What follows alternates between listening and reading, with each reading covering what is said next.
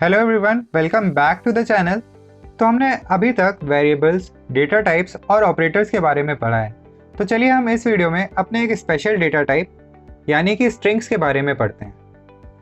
हम स्ट्रिंग्स के बारे में पहले से जानते हैं, तो जल्दी से स्ट्रिंग्स की डेफिनेशन को देखते हैं। हम जानते हैं कि हमारा स्ट्रिंग सीक्वेंस ऑफ कैरेक्टर्स होता है और हम अपने स्ट्रिंग्स को प्रोग्राम में डबल कोटेशन मार्क्स के अंदर लिखते हैं। स्ट्रिंग्स को डिक्लेयर करने के दो टाइप्स के बारे में भी हमने पहले से पढ़ा हुआ है। पहला, जिसमें हम अपने वेरिएबल को डिक्लेयर करके डबल कोटेशन मार्क्स के अंदर अपने स्ट्रिंग को लिखते हैं, और दूसरे में हम अपने वेरिएबल के साथ अपना डेटा टाइप भी मेंशन करते हैं। पर हमारे स्ट्रिंग्स को हमारा कंपाइलर इंटरनली प्रोसेस कैसे करता है, तो इस चीज़ को हम जल्दी से समझते हैं। तो हमारा कंपाइलर किसी भी स्ट्रिंग को इंडिविजुअल कैरेक्टर्स में ब्रेकआउट करता है और फिर हर कैरेक्टर के साथ एक नंबर को एसोसिएट करता है, और हम इन नंबरों को इंडेक्स भी कहते हैं। इन इंडेक्स की हेल्प से हमारा कंपाइलर किसी भी तरीके का स्ट्रिंग फंक्शन हमारे स्ट्रिंग पे ऑपरेट कर सकता है। और आपके स्क्रीन में दिख रही इस टेबल को हम इंडेक्स टेबल भी कहते हैं। और जब हम इंडिविजुअल कैरेक्टर के बारे में कह रहे हैं, तो हमारे इंडिविजुअल कैरेक्टर में हमारे स्पेसेस, पंक्चुएशंस और सभी तरीके के स्पेशल सिंबल्स भी इंक्लूड होते हैं। तो चलते हैं अपने सिस्टम की तरफ और अपने स्ट्रिंग को प्रिंट करके देखते हैं। तो हमने हमारे यहाँ पे दोनों स्ट्रिंग को अपने आउटपुट स्क्रीन में प्रिंट करके देखा। तो यहाँ पे आपके लिए एक चीज़ गौर करने वाली है कि जो हमारा कॉटलिन का कंपाइलर होता है वो हमारी इंडेक्सिंग 0 से स्टार्ट करता है, और किसी भी तरीके के स्ट्रिंग फंक्शंस को अप्लाई करने के लिए हमारा कॉटलिन कंपाइलर इन इंडेक्सेस का यूज़ करता है। वेट, हमने स्ट्रिंग फंक्शंस की बात की, तो स्ट्रिंग फंक्शंस को जानने से पहले जल्दी से समझते हैं कि आखिर फंक्शंस होते क्या हैं। तो हम फंक्शंस के बारे में एक एग्जांपल से समझते हैं।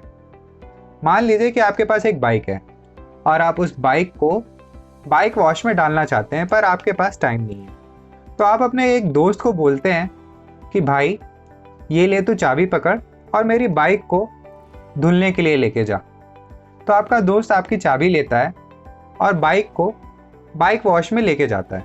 वहाँ पे आपका दोस्त बाइक वॉश करवा के और फिर आपकी बाइक को वापस आप तक पहुँचा देता है। तो यहाँ पे आपका दोस्त आपके लिए एक फंक्शन परफॉर्म करके दे रहा है, और वो फंक्शन क्या है? हमारा फंक्शन है बाइक वॉश कराना, और हमारा दोस्त एज अ फंक्शन यहाँ पे काम कर रहा है। तो आई होप आपको फंक्शन के बारे में समझ में आया होगा। तो आखिर हमारी प्रोग्रामिंग वर्ल्ड में फंक्शंस का क्या इंपॉर्टेंस है, तो हम इस चीज़ को जल्दी से समझते हैं। मान लीजिए कि हम कोई प्रोग्राम लिख रहे हैं और हम उस प्रोग्राम में किसी भी दो वेरिएबल, मान लीजिए वेरिएबल ए या वेरिएबल बी को मल्टीप्लाई कराना चाहते हैं, और थ्रू आउट द प्रोग्राम हमें उन दो वेरिएबल को 10 बार मल्टीप्लाई करना है। तो क्या हम अपने प्रोग्राम में 10 बार a इंटू बी लिखेंगे? लिखने को तो लिख सकते हैं, बट हमारा कोड बहुत ही ज़्यादा रिडंडेंट हो जाएगा। हम एक ही लाइन ऑफ कोड को बार बार लिख रहे होंगे।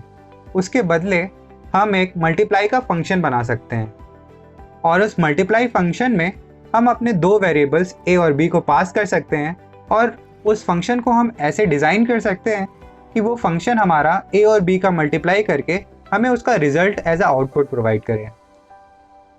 आई होप आपको फंक्शन के बारे में समझ में आ गया होगा। तो जल्दी से समझते हैं कि आखिर स्ट्रिंग फंक्शंस क्या होते हैं। स्ट्रिंग फंक्शंस, अगर आपको नाम से समझ में आ रहा है, हम स्ट्रिंग फंक्शंस उन फंक्शंस को कहते हैं जो हमें स्ट्रिंग में कोई ना कोई ऑपरेशन परफॉर्म करके दे रहे होते हैं। तो स्ट्रिंग के साथ आखिर ऐसे कौन कौन से फंक्शंस हैं जिनको हम परफॉर्म कर सकते हैं? ऐसे तो कई सारे फंक्शंस हैं, पर हम अभी कुछ बेसिक फंक्शंस के बारे में बात करेंगे। हमारे पास सबसे पहला फंक्शन है लेंथ फंक्शन। हमारा लेंथ फंक्शन किसी भी स्ट्रिंग को एज अ इनपुट लेता है और रिजल्ट में हमें उस स्ट्रिंग की लेंथ प्रोवाइड करके देता है। तो हम इस चीज़ को जल्दी से एक छोटे से प्रोग्राम से समझते हैं। तो हमने यहाँ पे एक स्ट्रिंग वेरिएबल s डिक्लेयर किया हुआ है, जिसमें हमने लिखा हुआ है वेलकम टू देसी टेकेट। फिर हम एक और वेरिएबल डिक्लेयर कर रहे हैं जिसका नाम हम देंगे स्ट्रिंग लेंथ। स्ट्रिंग लेंथ में हम अपने लेंथ फंक्शन को यूज़ कर रहे हैं। जब भी हम किसी भी स्ट्रिंग फंक्शन को यूज़ करते हैं तो हमें डॉट ऑपरेटर का यूज़ करना पड़ता है। और डॉट ऑपरेटर का यूज़ हम कैसे करते हैं? डॉट ऑपरेटर का यूज़ करने के लिए हम पहले अपने स्ट्रिंग को लिखते हैं, स्ट्रिंग के बाद फिर हम अपने डॉट ऑपरेटर को लगाते हैं, फिर हम अपने फंक्शन का नाम लिखते हैं, जैसे हमने यहाँ पे लिखा है s.length। तो इतना लिखने के बाद हम अपने स्ट्रिंग लेंथ वेरिएबल को प्रिंट करके देखते हैं कि आखिर इसका रिजल्ट आ क्या रहा है। तो जैसे ही हमने अपना प्रोग्राम रन किया तो यहाँ पे आप आउटपुट देख सकते हैं कि हमें हमारा आउटपुट मिला है 21। तो मतलब हमारे स्ट्रिंग की टोटल लेंथ 21 है। 21 मतलब 21 कैरेक्टर्स। यहाँ पे आप देख सकते हैं कि यहाँ पे जब हम अपने वैर वेरिएबल पे हवर कर रहे हैं तो हमारा आईडी हमें यहाँ पे एक अंडरलाइन शो करके हमें एक सजेशन शो कर रहा है। तो हमारा आईडी हमें ये सजेस्ट कर रहा है क्योंकि हमने अपना s वेरिएबल को एज अ वैल डिक्लेयर किया है, इसका मतलब s की वैल्यू हमारे प्रोग्राम में कभी चेंज नहीं होगी। तो जब चेंज नहीं होगी तो हमारा स्ट्रिंग लेंथ फंक्शन भी चेंज नहीं होगा। तो जब हमारा स्ट्रिंग लेंथ फंक्शन चेंज नहीं होगा तो हमें इसे वैर वेरिएबल डिक्लेयर करने के बजाय इसे वैल वेरिएबल में डिक्लेयर करना चाहिए। तो हम इसको जल्दी से कर लेते हैं। लेंथ फंक्शन को जानने के बाद हमारे पास अगला फंक्शन है गेट फंक्शन। गेट फंक्शन को लिखने का ये तरीका है कि हम पहले गेट लिखते हैं और फिर ब्रैकेट के अंदर हम एक इंडेक्स प्रोवाइड करते हैं। हमारा इंडेक्स इंटीजर टाइप का होता है। तो आखिर हमारा गेट फंक्शन हमें एज अ आउटपुट देता क्या है? तो यहाँ पे हम अपने गेट फंक्शन को जो इंडेक्स प्रोवाइड करेंगे वो स्ट्रिंग में उस इंडेक्स पे उस कैरेक्टर को ढूंढ के उसे एज अ आउटपुट प्रोवाइड करके देगा। तो हम इस चीज़ को अपने आईडी में करके देखते हैं। तो हमने यहाँ पे एक वेरिएबल बनाया स्ट्रिंग इंडेक्स नाम का, और यहाँ पे हम अपने पुराने वेरिएबल s जो हमारा स्ट्रिंग है उसमें गेट फंक्शन लगा के देखते हैं। हम गेट में इंडेक्स देते हैं 12 और देखते हैं कि हमें हमारा आउटपुट क्या मिलता है। हम अपने स्ट्रिंग इंडेक्स वेरिएबल को प्रिंट करते हैं। तो जैसे ही हमने अपना प्रोग्राम रन किया तो हमें इंडेक्स 12 पे जो हमारा e था वो एज अ आउटपुट यहाँ पे शो हो रहा है। तो क्योंकि ये प्रोग्राम हमने बनाया है तो हमें अभी तो समझ में आ रहा है कि हमें हमारा आउटपुट ई क्यों मिला।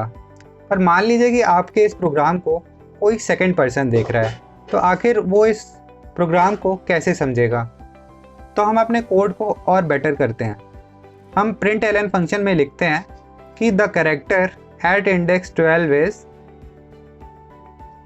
और फिर हम अपने प्रोग्राम को दोबारा रन करते हैं। Better right? तो अब हमें हमारा आउटपुट विंडो में शो हो रहा है कि the character at index 12 is E. तो हमें यहाँ पे हमारा आउटपुट तो मिल गया। क्या हमें बार बार दो प्रिंट फंक्शन का यूज़ करना पड़ेगा हमारे इस आउटपुट को अचीव करने के लिए? तो हम इसके बारे में अपने अगली वीडियो में जानेंगे। तो इतना ही था इस वीडियो के लिए। अगर आपको ये वीडियो अच्छी लगी हो तो इसे लाइक, शेयर और सब्सक्राइब करना ना भूलें।